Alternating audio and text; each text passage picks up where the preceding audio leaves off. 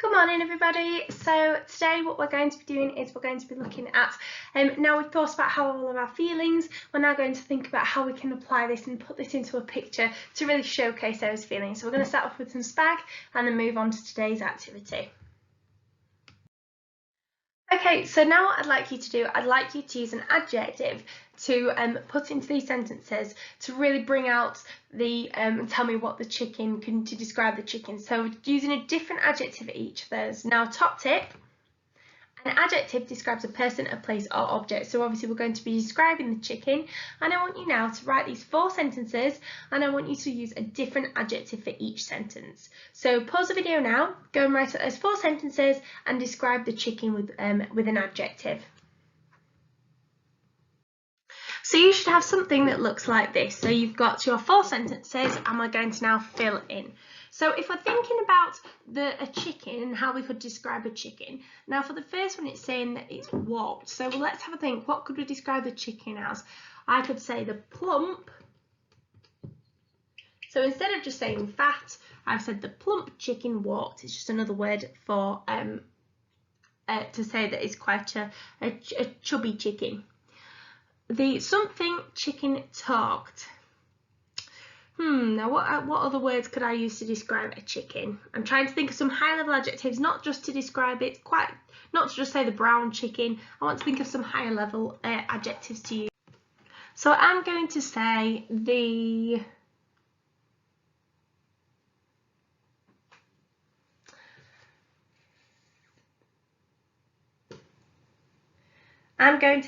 that the scared chicken. So if a chicken's scared, it might be talking. The something chicken flew.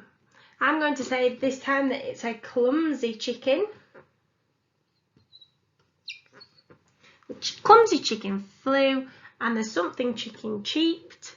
That's another word for saying that it's talking. So I could say the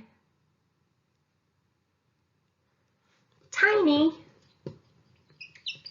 or the baby chicken cheeped. So I'm there describing, so you should have had some different adjectives there.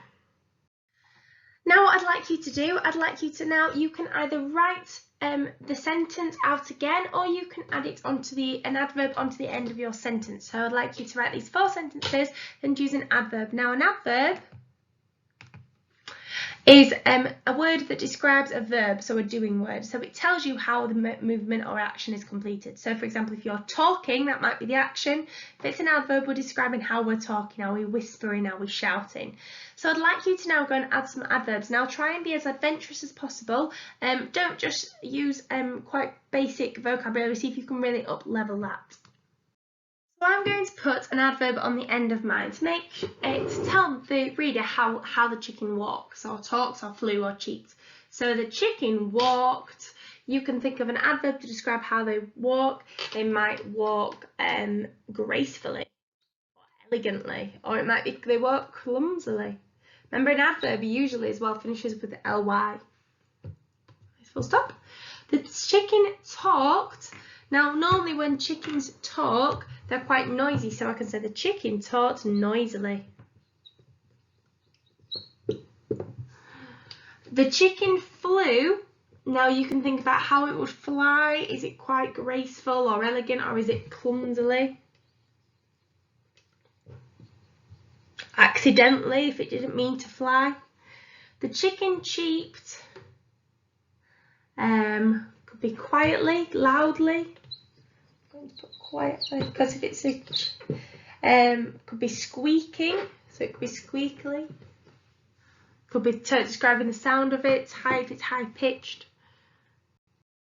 So now we've thought about how we can use adjectives and adverbs. We're now going to think of clauses and subordinating clauses before we start to put our sentences together. So a clause it makes sense all by itself. So for example, the chicken might be the clause because that's the main part. Now we might say that the main clause is the chicken sat on her eggs. So it's telling us exactly what you can see, and it also makes sense on its own. That could be a sentence on its own. So that's what a main clause is. It's a sentence sentence on its own. Then, if we have a look at subordinating clause, a subordinating clause are clauses that tell us more information about the clause. So the subordinating clause is the main part, and it tells us it's a sentence on its own. However, a subordinating clause gives us that little bit more information. Now, a subordinating clause does not make sense on its own. It has to have a main clause. So we can see that we need the main clause and the subordinating clause. So if we have a look at an example, the chicken sat on her eggs, that's the clause, and the subordinating clause, waiting for them to hatch. Well, waiting for them to hatch doesn't make sense because you don't know exactly what you're waiting to hatch. So obviously that part would be the subordinating clause. Now, subordinating clauses can be anywhere. They can be at the start, they can be in the middle, or they can be at the end. They can pop up anywhere. So it could be the chicken sat on her eggs waiting for them to hatch. So obviously the subordinating clause at the end there.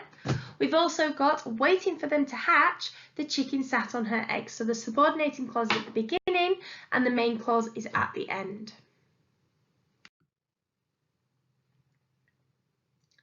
So we could even then up-level these sentences using some adjectives and some adverbs. So we've just looked at some adjectives and adverbs, and now we can think about up-leveling them. So I have got the chicken sat on her eggs waiting for them to hatch. Well, that's quite a boring sentence. Even though it's got my clause, my main clause, which the chicken sat on her eggs, and my subordinating clause, waiting for them to hatch, it's still quite a boring sentence. So we want to up-level that. So we could describe, if we think of our adjectives, we could describe the chicken, we could describe the eggs, we could, if we're using some adverbs to describe a movement, well, she's sitting on the eggs, so she could describe how she's sitting. You could say how she's waiting. So let's have a look at how we could up-level it. So I wrote, carefully, the plump, fluffy chicken sat on her delicate eggs waiting patiently for them to hatch. So if we now break that down, we can have a look to see where our adjectives are, our adverbs, and our clause and subordinating clause are. So we're going to look at how we can up-level this. So we've obviously looked at this sentence here. Carefully, the plump, fluffy chicken sat on her delicate eggs, waiting patiently for them to hatch. Now, can you identify what the main clause is? So can you pause the video now and let's see, can you find the main clause? Well done if you spotted that the main clause was carefully the plump, fluffy chicken sat on her delicate eggs. So obviously if that is the main clause, it can be on its own. The subordinating clause gives a little bit more information. So the subordinating clause would be waiting patiently for them to hatch. Now, can you pause the video now and can you spot where I have used some adverbs to and some adjectives to describe either the movement or to describe the object or the place that we're describing? So pause the video now, can you spot them and then press play once you've found them. So let's first of all have a look at some adjectives. So we've got the plump, fluffy chicken. Now there we've actually used what we call an expanded noun phrase because we're using more than one adjective to describe the chicken. Now remember, when we use more than one adjective, you need to make sure you put a comma between your adjectives. So I've got plump, fluffy. So I've not just used fat or large. I've thought of a more exciting word, plump. Fluffy chicken. I've then said about her eggs being delicate. You could have used an expanded noun phrase and I could say on her small, comma, delicate eggs. Okay, let's have a look at our adverbs then. So I've started with carefully because we're saying how she sits on her eggs. She's got to be careful so she doesn't break them. And she's waiting patiently. She's got to wait for them because they don't just happen straight away. She's waiting patiently for them to hatch. Now, something that you can see that I've done here is I have put carefully at the start. Now, the reason why I put carefully at the beginning is so that it makes my sentence a little bit more exciting. Rather than just starting with the plump, fluffy chicken sat carefully on her delicate eggs, I've put carefully at the start to introduce my sentence. And after carefully, I've used a comma to show that that is my sentence opener. So I'd now like you to have a go at writing your own complex sentences using clauses, subordinating clause, adjectives and adverbs for these three pictures. So for example, we might have a think about what the action is that each of these are doing. Well, the eagle is standing on something. The tiger is so we would say that the tiger is either walking, it's prowling, it's crawling. You can think of what it's doing through the water. And finally, you've got obviously the dog that's on the bed. So I'd like you to come up with a sentence for each of these first of all, and think about how you can include a clause and a main clause, subordinating clause, sorry, how you can get some adjectives and some adverbs. And once you've had a go at that, I'm going to show you some of my sentences and we can think about how we can then up level them even more. So these are my sentences. So I've said the eagle stood on the tree stump searching for its prey. The tiger walked through the water waiting to pounce on the deer. And the dog slept on his bed dreaming of going for a walk. So again, I've got my my clause in there and I've got my subordinating clauses as well. Now, they're still quite boring sentences, so now we're going to up-level them even more. So, can you now include some more adjectives and adverbs into your writing? So if you've not quite got a sentence like mine, please make sure that you have got your main and your subordinating clause. Then I'd like you to up-level your sentences. So I'm going to show you an example of how you could do this. So I've got the eagle stood on the tree stump, searching for its prey. Now, I'm going to think about how I'm going to up-level this. Well, to start with, it's a bit boring starting with this, so I'm going to think of an adverb. So if the eagle is standing on the tree stump, I'm going to say that it is standing proudly. So I'm going to say proudly. Proudly. I'll obviously turn that to a small t. Proudly, comma, the eagle stood on the tree stump. So I'm now going to think of how I can up-level it even more. So proudly, the something eagle. So I'm now going to include an adjective. So I'm going to use a different colour to show you where I'm going to write my adjectives. So proudly, the powerful. Remember, if I'm doing an expanded noun phrase, I need a comma. The powerful, I'm going to put golden feathered.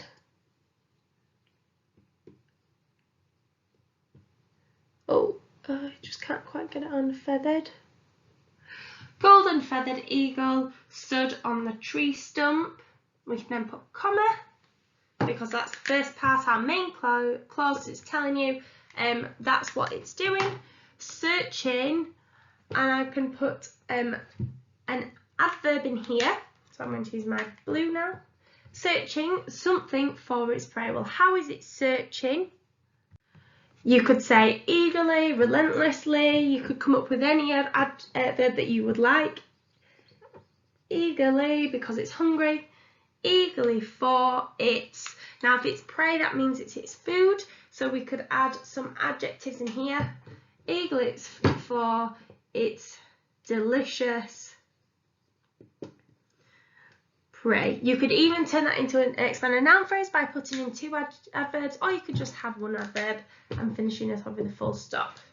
So there's my up-leveled sentence. So instead of just saying the eagle stood on the tree stump searching for its prey, I wrote proudly the powerful golden feathered eagle stood on the tree stump searching eagerly for its delicious prey. So I've up-leveled my sentence. For my tiger one, I could do creepily or creeping slowly through the cold, crisp water, the large, powerful tiger waited.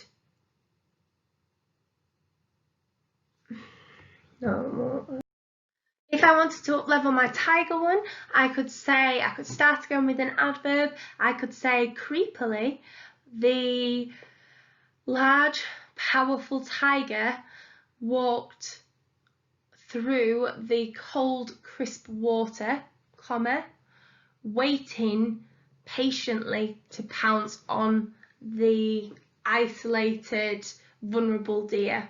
So there I've added lots of adjectives in, and I've got some adverbs to add to my clause and my subordinating clause. I could also change the dog one. I could say, lazily, the large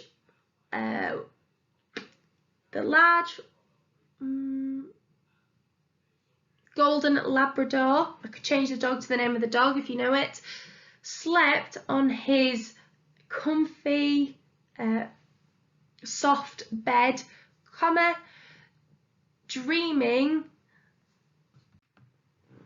We could say pleasantly dreaming about going for a long, exciting walk. So again, I've got lots of adverbs, I've got lots of adjectives in there to really up-level my sentences. So it's not just a boring sentence.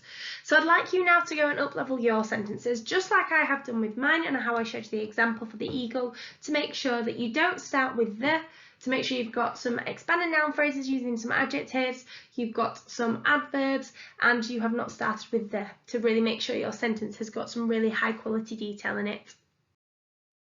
Okay, so in the previous lessons, you were telling me about how you were feeling, so the feelings that you were having. You then explained why you were feeling this certain way for year 4, and you also had planned a letter and wrote a letter to myself to really kind of explain all these feelings so that I can really understand them as well. So this is what you did in the previous lessons. Now if you haven't, I would suggest writing these down now, especially the feelings and why you're feeling this way, because you will need that in order to move on to the next task for today. So you're going to have a go now at showing me and drawing me a picture to show your emotions. So you are going to do something to show me how you're feeling about coming back to school. So it could be that you do a nice big back to school in the middle and you've got lots of different ideas around it. You could then, or it could be something where you're drawing a picture of how you're feeling. So obviously looking at the picture here, we can see that the two children look like they're really excited, they're jumping, they're shouting because they're excited to go back to school.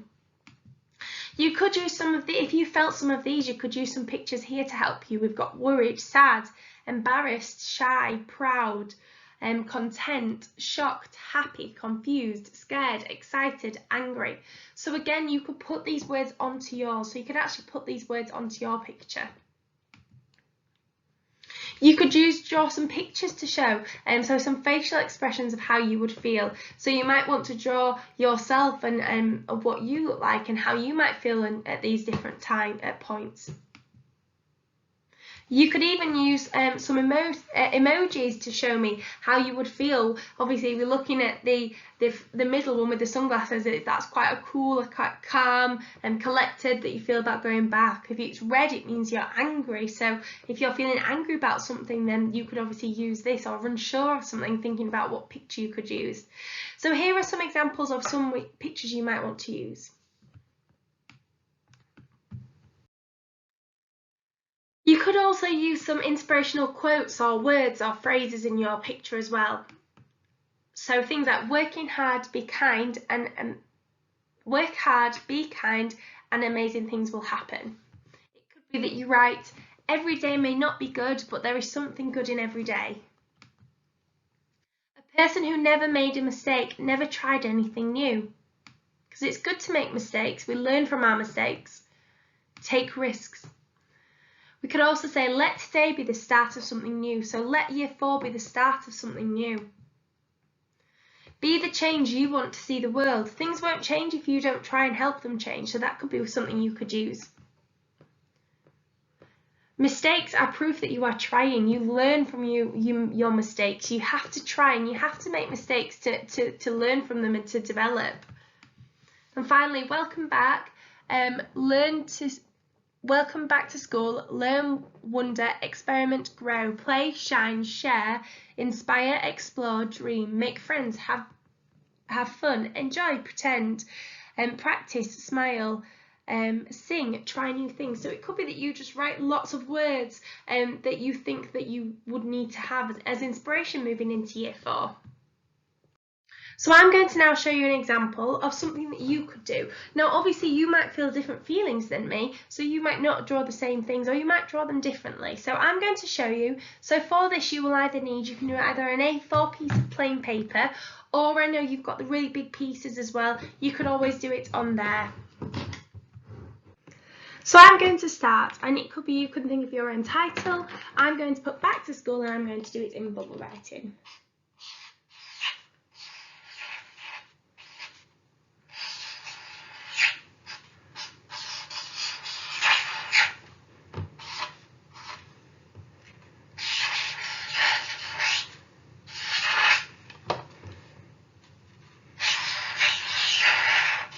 You'll also do it in pencil because if you need to rub it out, you can. However, I'm just doing it so that you can have a look in pen so that you can see it. So I've started off with my title. So I've done back to school. You could put welcome to year 4, or you can just choose your own title. Now I'm going to think about how I'm feeling. So if I look back on my feelings, I'm feeling feelings of worry and confusion. So I'm going to draw person, and it could be you just keep it nice and simple.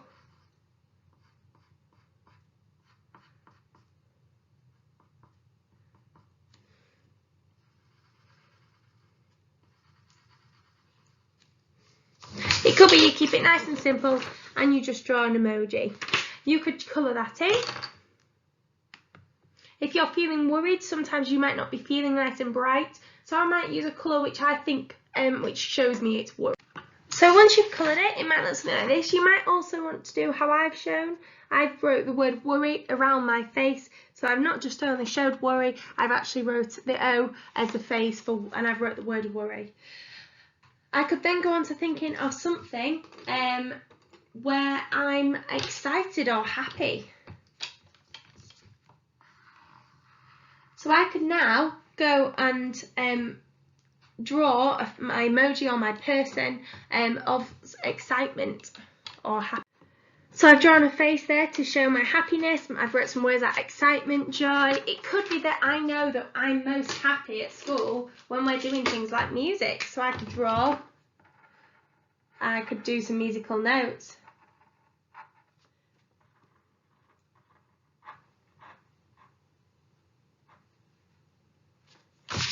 So I could draw some musical notes. It could be that you know that you're happy when you're playing sport. So you could draw things like a football.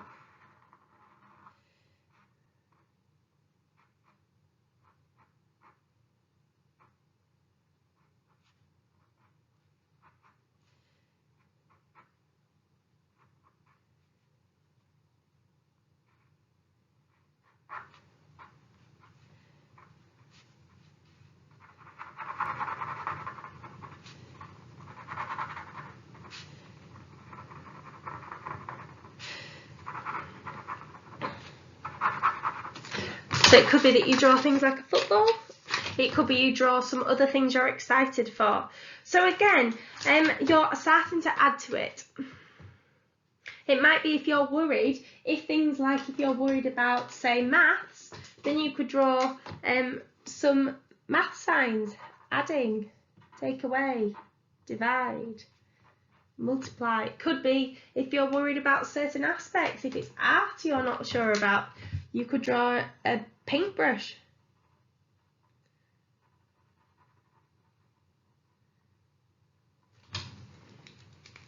So that you're really starting to showcase all of your feelings and how you can demonstrate them on here. It could be that even though you feel worried, you know that you have to feel worried and you have to make mistakes to actually learn from them. So you could put some quotes.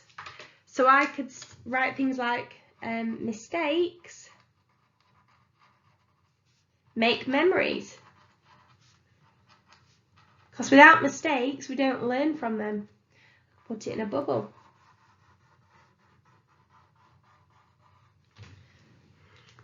I could put something up here and something else.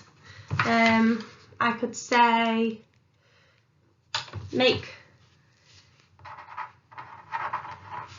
the change I want to be. If you know that you want to change next year to make sure that you're really focusing, really concentrating, well, you need to make the change. So again, I could put that in some words. So I'm putting some phrases. So you can see as my picture starts to build up. So once you've had a go at finishing it, it should look something like this. So you should have, just tilt it up a little bit, you should have some quotes, maybe some words, some pictures, some emojis, or some other way of showing your excitement. So I'd like you all to have a go at doing this. What I will do as well, I will take a picture of this and attach it to the document on Seesaw so you can see and use this as well. And I'd love to see these on Seesaw after so that I can see how you're feeling, and we might be able to as well share some of these in the celebration assembly to show that everybody's probably going to have the same feelings as well.